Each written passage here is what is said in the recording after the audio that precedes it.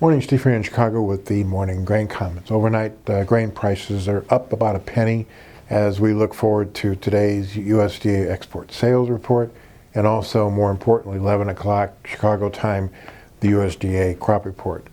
Some people have been looking forward to this crop report for 2 months, offering that we might actually be able to have some closure for the 2019 crop numbers.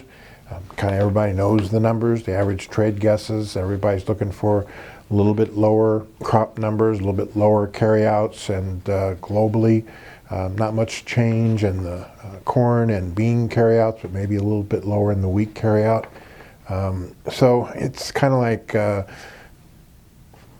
USDA might punt down the road, and we'll see how the market wants to react to it. The other thing is getting some kind of clarity as we put 2019 behind us and start looking at 2020. And the first numbers is the USDA's guess of winter wheat acres. But kind of more importantly, it sets the stage of where do prices go from here. As far as the bean market is concerned, the recent high in March beans have been $9.70. We're at $9.43 overnight.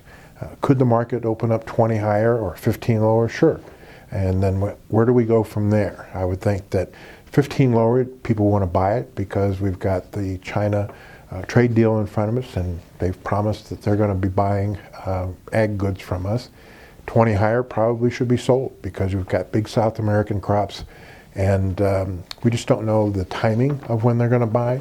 And everybody's got next year's U.S. soybean crops, carryout, and world carryouts growing, which should be negative to prices. Corn prices, March is at $3.84. We've been in a trading range since October between $3.70 and $3.90.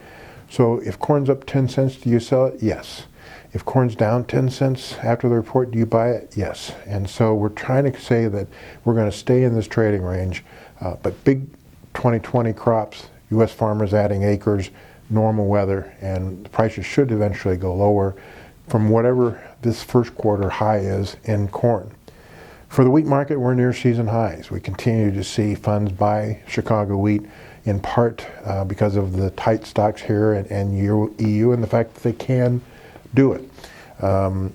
We've seen that the resistance is probably around the 580 area, supports back at 530 or 540. Could wheat be up 15 cents? Sure, especially if corn's up 10. Could wheat be down 15 cents? Sure, especially if corn's down 10 cents.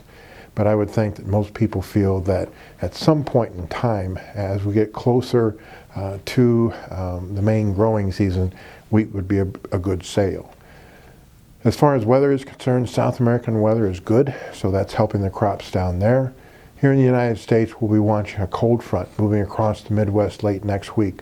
We'll be watching to see if it gets cold enough to cause any stress in the winter wheat crop, and also if it moves to the east, if that increases energy demand.